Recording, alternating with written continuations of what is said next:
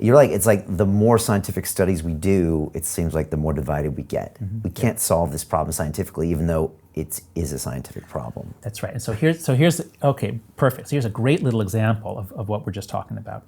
So there's research. Oh gosh, what are the authors' names? Some social psychologists did some research. If you Google the term solution aversion, I think is what the key term, solution aversion. Okay.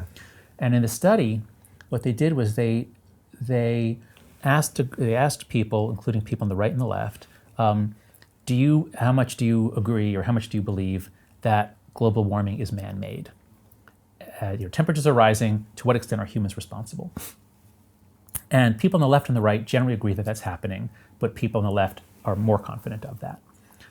But if you give people first an essay about how to combat global warming, we're going to have major regulation of corporations and emissions and what kind of car you drive. And so if you basically say, in order to solve this problem, we're going to have to do all the things that Republicans hate, which is a much bigger state telling people how to run their business.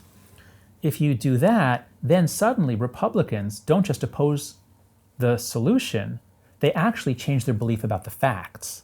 They're more likely to say, well, it's not even caused by humans. Whereas, if you say, to address this, we're going to have to use, as part of the package, we're going to have to use market-based solutions. The only way to get effects at scale is if we incentivize companies to do this. So if you have free market solutions, now suddenly they're even more likely to say that global warming is human-made. So my point is that if you want to polarize something, you should do exactly what the Democrats are doing with the Green New Deal.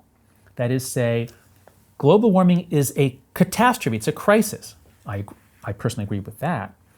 And to address it, we have to have all the things that the left has always wanted that the right has not. We can't address it without a living wage and ending racism and all these other things.